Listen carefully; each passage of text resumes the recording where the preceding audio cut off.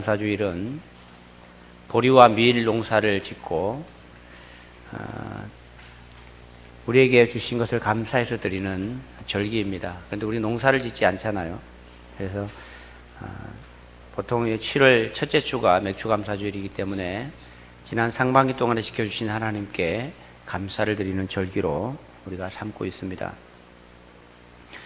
하나님께서 지난 상반기 동안 지켜주심을 감사해서 하나님께 감사 표현도 하고 또 은혜 안에 살아가는 우리 모두가 되기를 소망합니다. 오늘 맥주감사주일이지만 설교는 우리 누가복음을 계속해서 제가 이어서 준비를 했습니다. 오늘 말씀의 제목은 제자입니까? 라는 제목입니다.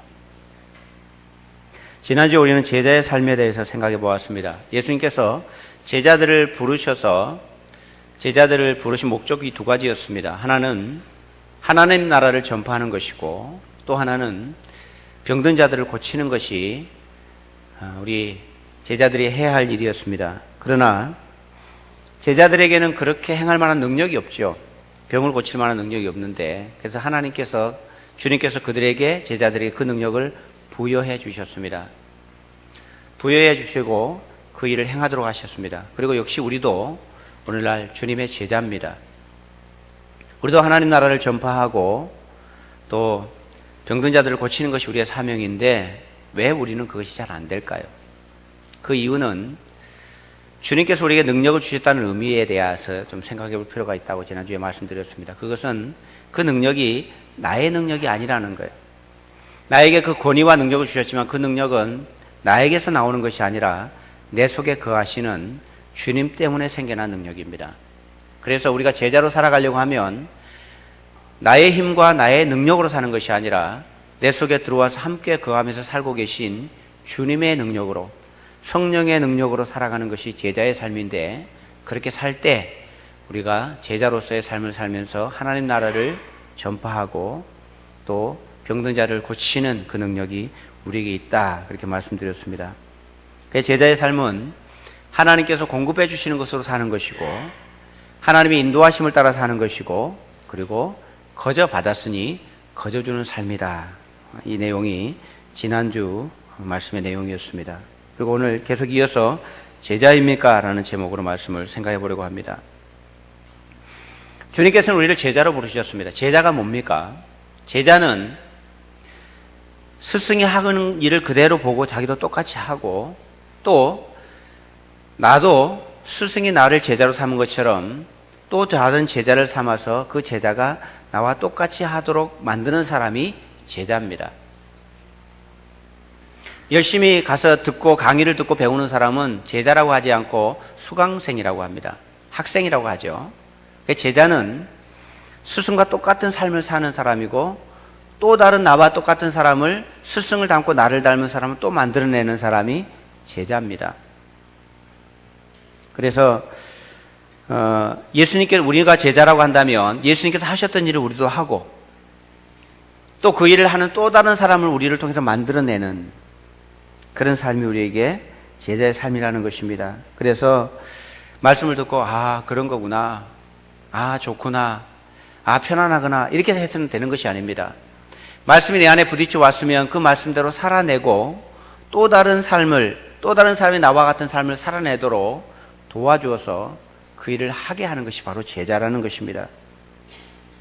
그래서 교회 오래 다닌다고 제자가 되는 것이 아닙니다. 순종하는 사람이 제자입니다. 우리 모든 성도들이 주님의 제자가 되고 또 제자로 살아가는 복된 성도들 되기를 주님의 이름으로 축복합니다. 제자들의 모습은 어떠했을까?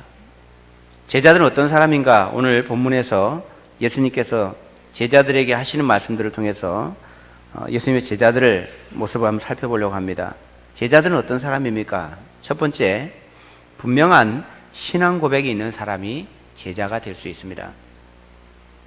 오늘 보면 18절 이하를 보면 예수님께서 기도하러 제자들하고 이렇게 기도하러 갔다가 제자들에게 물었습니다. 사람들이 나를 누구라고 하더냐? 이렇게 물었습니다. 그때 제자들이 대답합니다. 어떤 사람은 이렇게 대답하고 어떤 사람은 저렇게 말하고 그럽니다. 선지자 중에 하나라고 하기도 하고 또 위대한 아주 과거에 위대한 사람 중에 새로운 사람이 태어났다고 말하기도 합니다. 괜찮다는 이야기겠죠. 그런 얘기를 듣고 예수님께서 묻습니다. 그러면 너희들은 나를 누구라고 하느냐? 너희들은 나를 누구라고 생각하느냐? 주님께서 제자들에게 물었습니다. 그때 베드로가 대답을 합니다. 오늘 말씀에 보시면 베드로가 20절에 보면 하나님의 그리스도이시니이다 이렇게 대답했습니다.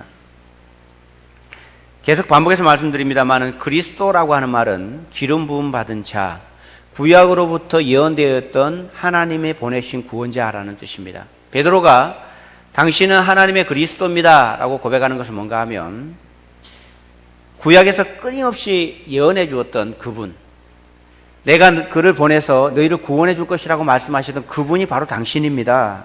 이런 고백입니다. 그리스도는 십자가에 못 박혀서 우리 죄를 대신 짊어지기 위해서 오셨기 때문에 당신이 그리스도입니다 라고 하는 것은 나의 구원자가 되셨고 당신 때문에 내가 구원받은 사람이 되었습니다 라는 고백입니다.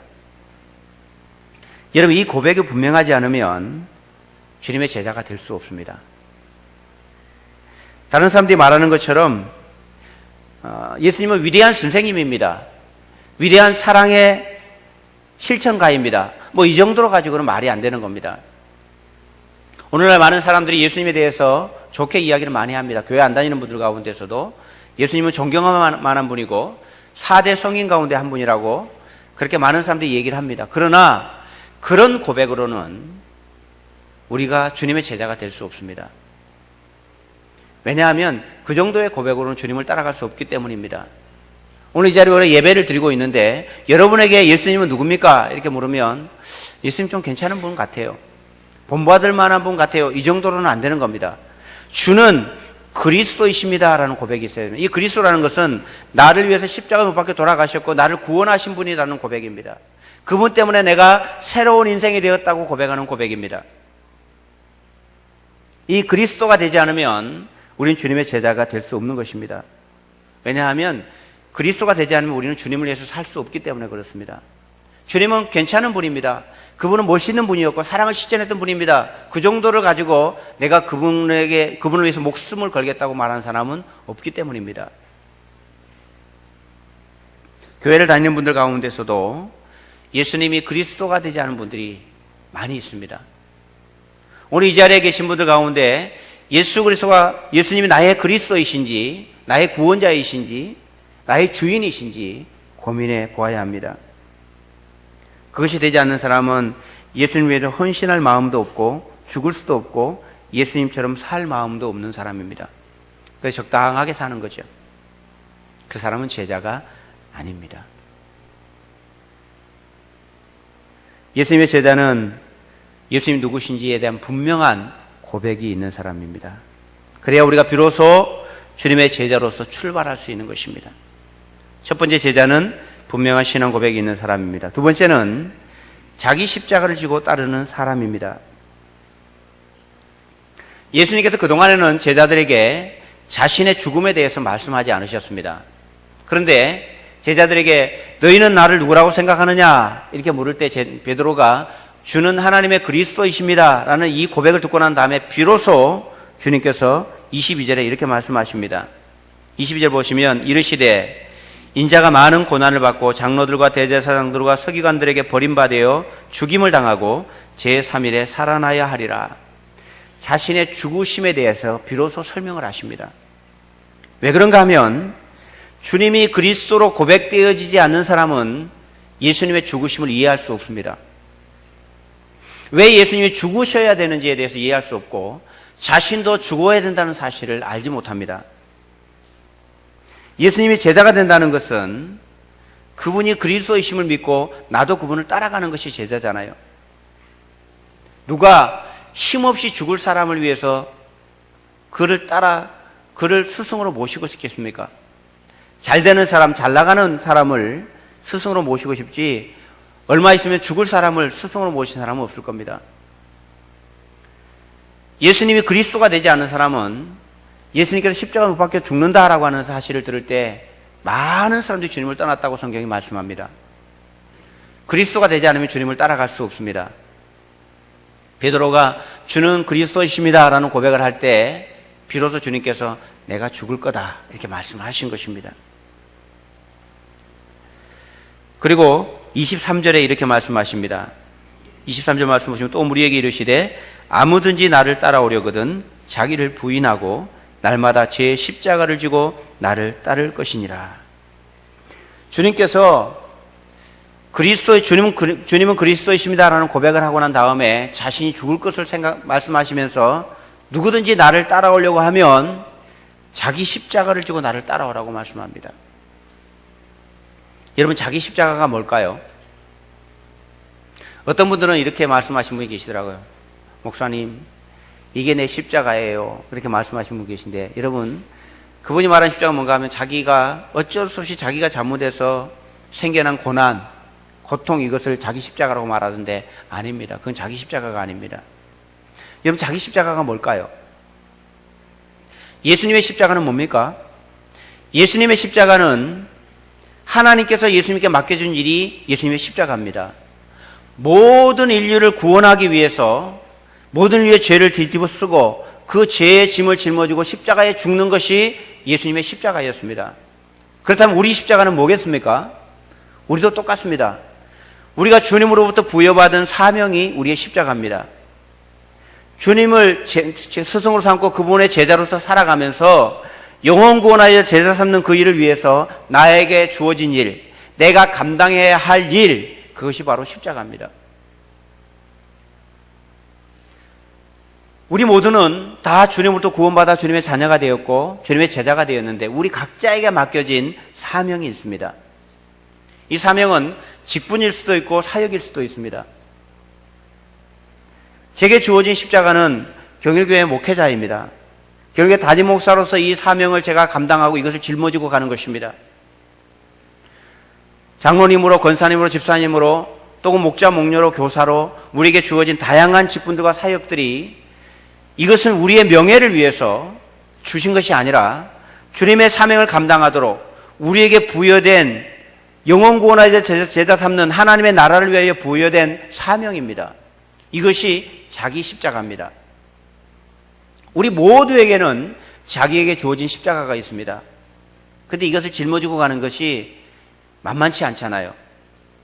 고난처럼 보이고 부담스럽고 힘겹고 어떤 데 욕을 얻어먹고 그런 길을 걸어갑니다. 주님께서 누구든지 나를 따라오려고 하면 너희에게 주어진, 자신에게 주어진 그 십자가를 짊어지고 나를 따라오라고 말씀합니다. 모든 인류를 구원하기 위해서 영혼 구원하여 제자 삼는 그 일을 위해서 주님께서 앞서서 자신의 십자가를 지고 가십니다. 우리는 그 뒤를 따라서 똑같이 주님을 닮아서 영혼 구원하여 제자 삼는 그 일을 위해서 나에게 주어진 그 십자가를 지고 주님을 따라가는 것입니다. 주님의 제자가 된다는 것은 자기 십자가를 지고 따라가는 사람입니다. 그런데 자기 십자가를 짊어지려고 하면 먼저 해야 될 것이 하나 있는데 23절의 말씀을 다시 보시면 십자가를 지라고 하시기 전에 먼저 하신 말씀이 하나 있습니다. 자기를 부인하고. 자기를 부인한다는 것은 우리가 누리고 싶은 것들입니다. 내가 갖고 싶은 것, 내 편안과 나의 누린 것, 내가 원하는 것, 그런 것들을 다 가지고는 십자가를 지고 갈 수가 없습니다. 그래서 주님께서 그것들을 내려놓으라는 것입니다. 우선 내가 누리고 싶었던 것들, 내가 편하고 싶은 것들, 나의 쾌락과 나의 즐거움을 내려놓고 나에게 주어진 사명의 십자가를 지고 주님을 따라오라고 말씀합니다. 주님께서 맡기신 그 일이 우리의 십자가입니다. 여러분에게 주어진 십자가는 무엇입니까? 영혼 구원하여 여러분에게 맡겨진 영혼 구원하여 제자 삼는 그 일을 위해서 여러분이 해야 할 일은 무엇입니까? 그것은 교회 직분자들과 목자, 목녀들이나 교사들만 하는 것이 아닙니다. 우리 모두에게 그 일이 주어져 있습니다. 어린아이로부터 어른까지 다. 나에게 감당할 만한 힘과 내가 해야 될 역할들이 우리 모두에게 주어져 있기 때문에 비록 교회 나온 지 얼마 안 된 새 가족이라 할지라도 자신에게 주어진 십자가가 있다는 것을 아셔야 합니다. 그 십자가가 뭔지를 여러분 찾아내셔야 합니다. 지금까지 그 십자가를 짊어지고 오다가 너무 힘들고 어려워서 좀 내려놓고 쉬고 계신 분들은 다시 짊어지고 따라오셔야 합니다. 나는 이만하면 됐다도 없습니다. 하나님 나라에 가는 그날까지 우리는 가는 겁니다. 주님께서 말씀하십니다. 누구든지 나를 따라오려거든 자기를 부인하고 자기 십자가를 지고 나를 따라오너라 말씀하십니다. 힘겹다고 내려놓고 버겁다고 포기했던 일들, 여러분 그 십자가를 다시 짊어지고 주님을 따라가고 싶지 않으십니까? 세 번째 제자는 십자가의 영광을 사모하는 사람입니다. 여러분, 우리는 예수님을 믿고 나서 주님을 따라가면 마지막 때 우리에게 어마어마한 영광이 주어지게 될 것입니다. 그건 하나님의 약속입니다. 우리가 걸어가는 이 걸음이, 이 길이 결코 헛된 길이 아닙니다. 우리가 걸어가는 이 길에는 하나님의 영광이 기다리고 있습니다. 그런데 그 영광이 어떤 영광인가 하는 것입니다. 우리가 예수를 믿으면서 우리가 구하는 영광은 어떤 영광인가 여러분 생각해 보십시오. 예수를 믿어서 좋은 학교에 들어가고 좋은 직장에 취업해서 잘 먹고 잘 사는 영광, 예수를 믿어서 사업에 성공하고 부자가 되는 영광, 많은 사람에게 존경받고 물질과 세상의 풍요를 누리는 영광, 이런 영광이 우리에게 주어질 영광일까요? 아닙니다. 우리가 추구하고 우리가 바라봐야 할 영광은 이런 영광이 아닙니다. 내가 예수를 믿기 때문에 잘되고 많은 복을 받아서 많은 것을 누리고 평안하게 살기를 여러분 기대하지 마십시오. 그 영광은 제자의 영광이 아닙니다. 제자의 영광은 십자가의 영광입니다. 십자가의 영광. 여러분, 오늘 본문 28절 이하를 보시면 사건이 하나 나오는데 예수님께서 제자 가운데 베드로, 요한, 야고보 3명을 데리고 기도하러 산에 올라가십니다. 근데 산에 올라가서 주님께서는 기도하시는데 제자들은 피곤해서 잠이 들었습니다. 그런데 그 기도하는 중에 예수님의 몸이 변화되고 옷이 하얗게 변하면서 두 사람이 더 나타납니다.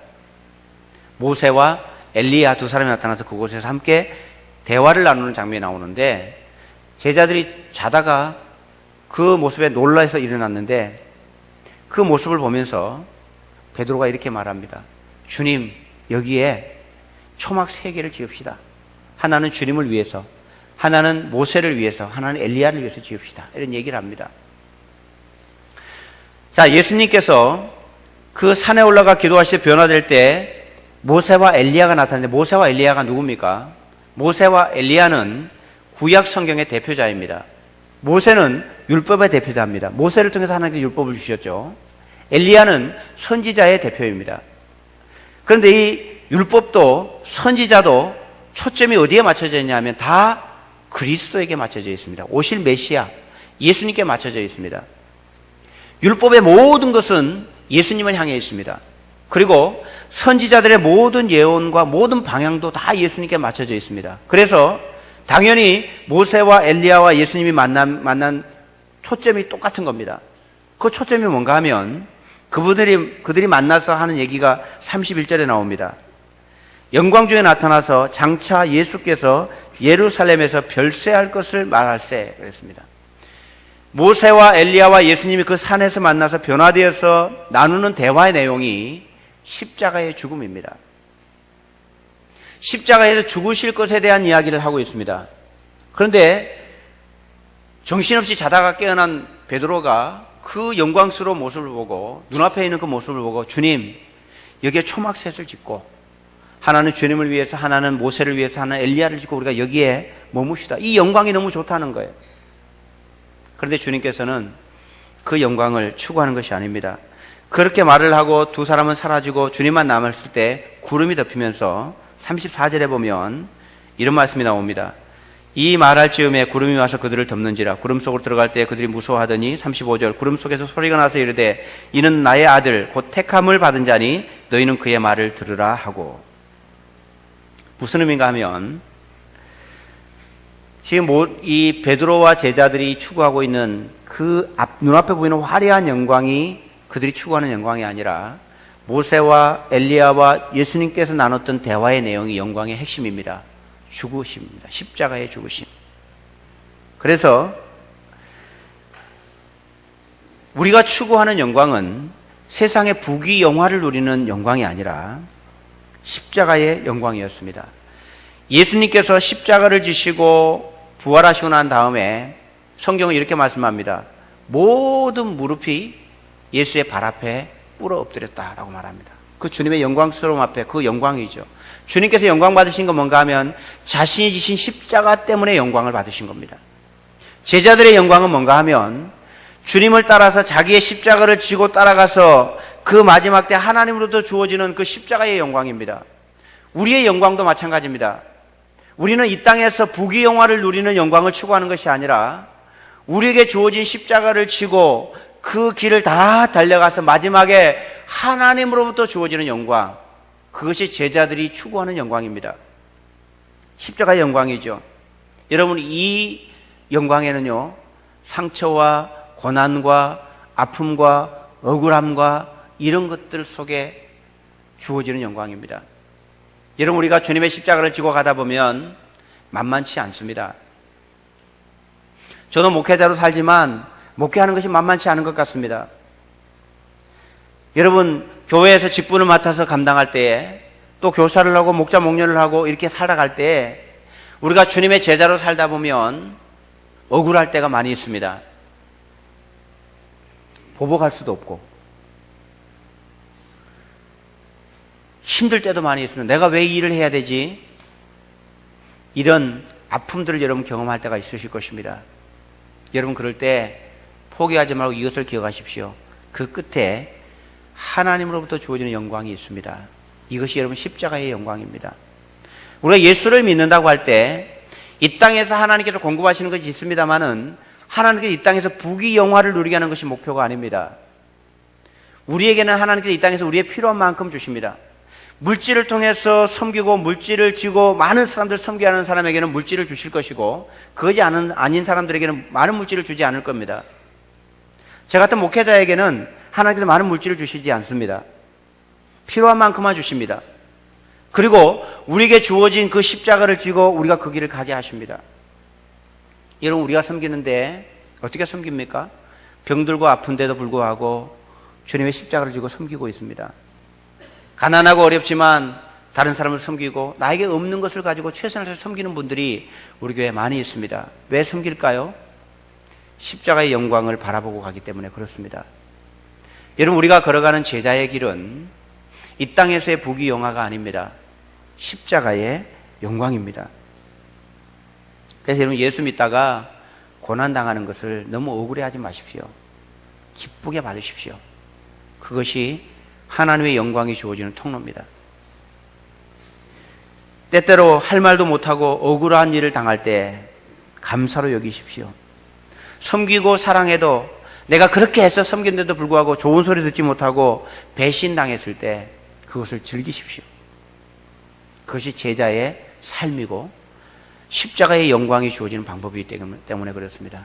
여러분, 이 땅에서 기대를 갖지 마시고 하나님 앞에서의 영광을 바라보고 가는 사람이 바로 제자입니다. 주님께서 그것을 다 아십니다. 여러분, 주님을 섬기다가 내가 이런 소리 들으려고 내가 지금까지 했는 줄 아나, 그래서 낙심돼서 혹시 계신 분 계십니까? 다시 십자가를 짊어지십시오. 주님을 섬기다가 억울한 일을 당하고 아픔을 겪어서 상처가 돼서 도저히 용기가 되지 않아서 이제 더 이상 못하겠다고 느끼는 그런 마음이 드신 분이 혹시 계셔요? 괜찮습니다. 주님께서 아십니다. 지금은 모르는 것 같아도 주님께서 그 일을 아시고 그것이 나의 십자가의 영광으로 주어져 있다는 것을 여러분 잊지 마십시오. 그래서 여러분, 내려놨던 십자가를 다시 짊어지십시오. 주님께서 약속하셨습니다. 내가 너에게 맡긴 너의 십자가는 네가 감당할 수 있을 만큼 주셨다고 주님께서 말씀하셨습니다. 그래서 여러분, 내가 생각하기에는 이게 내게 너무 버거워서 난 도저히 못할 것 같다고 느낄지 모르지만 여러분, 능히 감당할 수 있습니다. 주님께서 힘을 주시고 능력을 주실 것이기 때문입니다. 우리는 그 십자가를 지고 가는 것입니다. 여러분, 제자의 삶은 어떤 사람이 제자인가 하면 분명한 그리스도의 고백이 있고, 그리고 나에게 주어진 십자가를 지고 때로는 그것이 고난의 길인 것처럼 보이고 어렵고 힘들게 느껴질 때도 있지만 장차 주어질 영광, 십자가의 영광을 바라보면서 끝까지 그 길을 걸어가는 사람이 바로 제자입니다.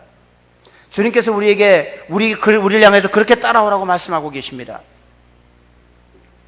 우리에게 고난을 주고 우리를 억울하게 만들고 우리를 힘겹게 만들려는 것이 아닙니다.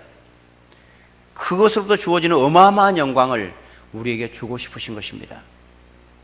예수 믿다가 여러분 힘들고 어렵다고 느낄 때 감사로 받으십시오. 기쁘게 여기십시오. 그리고 그것을 즐기십시오. 그래야 우리가 그 길을 걸어갈 수 있습니다. 그렇다면 여러분, 오늘 성경에 나오는 예수님의 제자들인 처음부터 그런 사람이었을까요? 제자들은 그걸 감당할 만한 그런 사람들이었기 때문에 그들을 제자로 부르셨을까요? 그렇지 않습니다. 오늘 성경에 나오는 예수님의 제자들의 모습을 그 뒤에도 쭉 보시면 제자들이 우리가 흔히 하는 말로 참 허접합니다. 그 텔레비에서 도찐 개찐 뭐 그런 말이 있잖아요. 지나 내나 비슷한 뭐 이런 말이죠. 우리나 성경에 나오는 제자들이나 별 차이가 없어 보입니다. 지금 이들은 제자로 부름받아서 그 길을 가고 있는데 제자들의 모습을 오늘 성경 뒤에서 몇 군데 설명해 놨는데 읽지는 않았습니다만은 40절의 말씀 여러분 보시면 제자들이 참 능력 없는 자들이었습니다. 30절부터 보면 내용이 이런 내용입니다. 예수님께서 방금 베드로, 요한, 야고보를 데리고 산에 올라가셨잖아요. 그러니까 나머지 9명의 제자들은 산 밑에 남아 있습니다. 그런데 어떤 사람이 자기 아들이 귀신이 들려서 예수님의 소문을 듣고 귀신을 좀 쫓아내고 싶어서 아들을 데리고 왔는데 예수님이 없는 겁니다. 그래서 9명의 제자들을 보고 내 아들이 귀신 들렸는데 귀신을 좀 쫓아내달라 이렇게 얘기를 합니다. 근데 이 제자들이 귀신을 못 쫓아내요. 그래서 40절 말씀이 이 아버지가 예수님께 일러주는 것입니다. 예수님 내려오시니까 40절에 보면 당신의 제자들에게 귀신 내쫓아 주기를 구하였는데 그들이 능히 못하더이다. 이렇게 이제 일러주는 겁니다. 예수님의 제자들은 어떤 사람들이었냐면 능력이 없는 사람들이었어요. 귀신도 못 쫓아내는 그런 사람이 예수님의 제자들이었다는 뜻입니다. 그리고 46절에 보시면 길을 가면서 자기들끼리 서로 누가 큰지 서로 높아지려고 다투고 있는 사람들이었습니다. 네가 크냐 내가 크냐 서로 잘난 체 하는 사람들이었다는 뜻입니다. 49절에도 보시면 어떤 사람들이 예수님의 이름으로 귀신을 내쫓은 것을 보면서 요한이 그랬다는 거예요. 예수님, 주의 이름으로 귀신 내쫓는 걸 보고 우리가 하지 말라고 했습니다. 우리와 함께 따르지 아니하였으므로 금하였나이다. 이 말은 못하게 했다는 얘기죠. 왜 못하게 했을까요? 아마 자기중심적이고 우월한 마음 때문이죠. 우리가 예수님의 제자인데 너희가 뭔데 그렇게 하느냐고 말했을지도 모릅니다. 54절에는 보시면 사마리아라고 하는 지역을 지나가는데 복음을 전했는데도 불구하고 그들이 복음을 받아들이지 않아요. 그리고 그들을 막아서서 못 가게 하고 이렇게 합니다. 그랬더니 54절에 보면 제자 야고보와 요한이 그런 모습을 보고 예수님께 이렇게 말씀합니다. 주여, 우리가 불을 명하여 하늘로부터 내려 저들을 멸하라 하기를 원하시나이까? 무슨 말인지 이해되시죠?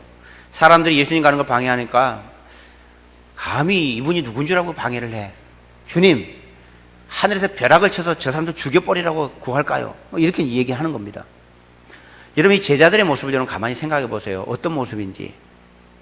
능력도 없고 자기중심적이고 또 감정적이고 혈기왕성하고 서로 자기가 잘난 체 하려고 하고 이런 모습이 제자들의 모습이었습니다.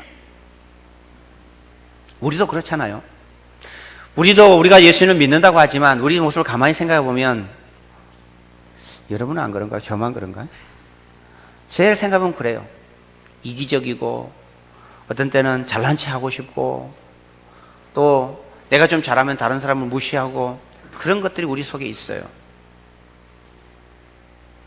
그런데 이런 제자들이 시간이 지나서 사도행전에 가보면요 전혀 다른 사람이 되어버립니다. 오늘 예수님께서 말씀하신 제자의 삶을 그대로 따라 살아가는 사람이 됩니다.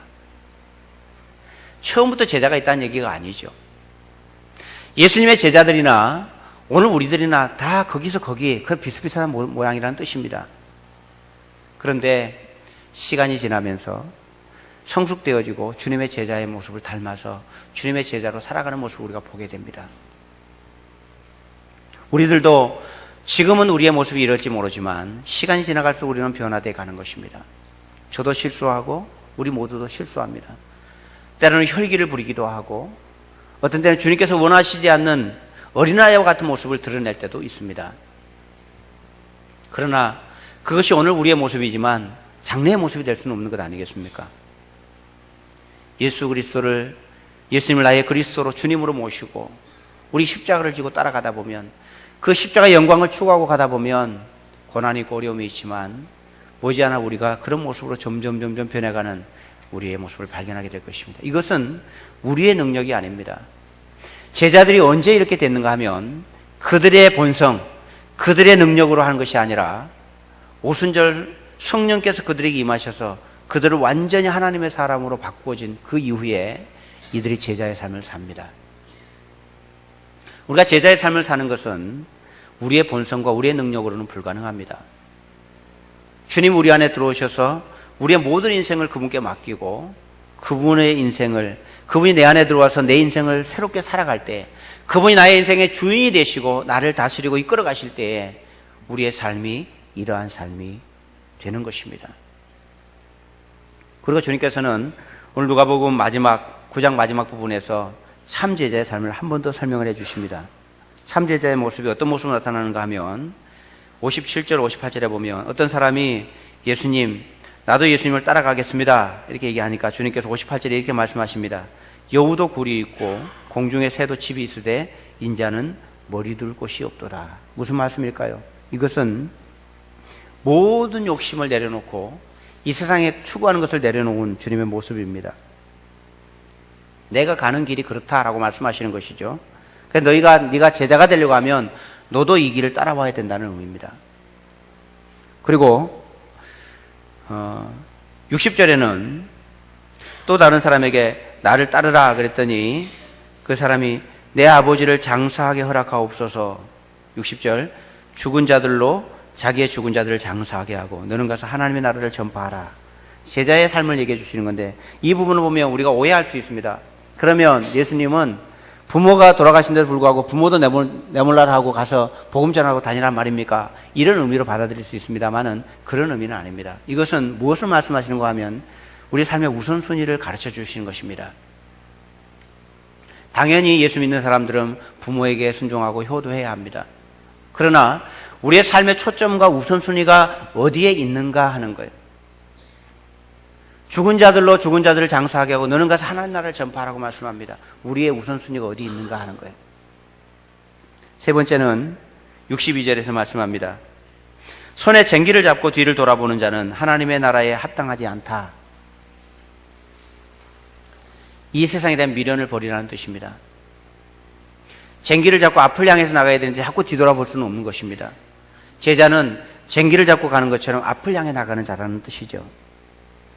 참 제자는 세상적인 부귀영화를 버리고 삶의 우선순위를 하나님 나라에 두고 순종하면서 하나님을 향하여 걸어가는 것입니다. 사랑하는 성도 여러분, 저와 여러분은 제자일까요? 여러분은 제자십니까? 분명히 나의 신앙 고백이 분명하고 내게 주어진 십자가를 짊어지고 오늘 십자가의 영광을 바라보면서 그 길을 걸어가고 있습니까? 이 세상의 가치와 이 세상의 화려한 것들을 다 내려놓고 우선순위를 하나님께 두고 뒤를 돌아보지 않고 앞을 향해 달려가고 있습니까? 주님께서 우리에게 그 질문을 하고 계십니다. 주님께서 우리를 하나님의 자녀로 삼으셨고 제자로 부르셨습니다.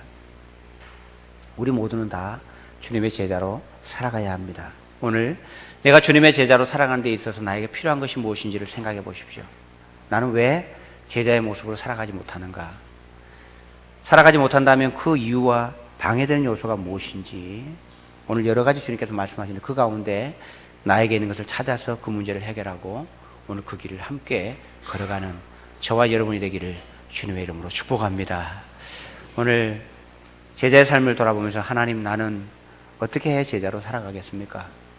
내가 주님 제자의 삶을 위해서 필요한 것은 나에게 필요한 건 뭡니까? 생각하면서 우리 함께 같이 기도하기 원합니다. 그래서 영광의 십자가를 바라보면서 끝까지 승리할 수 있는 삶이 되게 해달라고 우리 같이 우리 자신을 위해서 잠깐 기도하도록 하겠습니다. 기도합니다. 하나님 아버지, 오늘 제자입니까? 오늘 우리가 말씀을 생각하면서 우리 자신이 믿는 바 우리의 신앙의 고백이 무엇인지를 생각해 봅니다. 주는 그리스도시요 살아계신 하나님이심을 고백했던 베드로의 고백 이후에 우리가 가야 할 걸음이 십자가를 지고 따라가는 것임을 깨닫게 됩니다. 우리 이 땅의 영광을 누리기를 원하고 이 땅에서 우리가 추구하는 것은 부귀영화인데 주님께서는 십자가를 지고 따라오라고 하십니다. 하나님, 우리 이 땅에서 누리고 싶은 영광들을 누리고 싶은데 주님께서는 십자가의 영광을 바라보라고 하십니다. 하나님, 여전히 우리는 온전한 제자의 모습을 갖추지 못했지만 오늘 또다시 주님과 함께 걸어가는 그 걸음을 주님 앞에 올려드리고 하나님, 이 세상의 가치와 누리고 싶은 것을 내려놓고 주님을 향하여 걸어가기 원합니다. 앞을 향해 믿음으로 걸어가는 주의 종들이 되기를 원하오니 하나님 도와주시고 오늘 우리에게 요청하시는 제자의 삶을 순종으로 감당해낼 수 있도록 우리 속에서 찾아오셔서 나와 함께 가고 계신 예수 그리스도를 드러내고 보여주는 삶이 될 수 있도록 우리 하나님께 도와주시기를 원합니다. 사랑하는 모든 성도들의 가슴 속에 하나님의 영으로 충만하게 해주시고 하나님, 그 길이 십자가의 길이지만 영광의 길임을 잊지 않고 걸어갈 수 있도록 우리 하나님 도와주시옵소서. 주님 찬양합니다.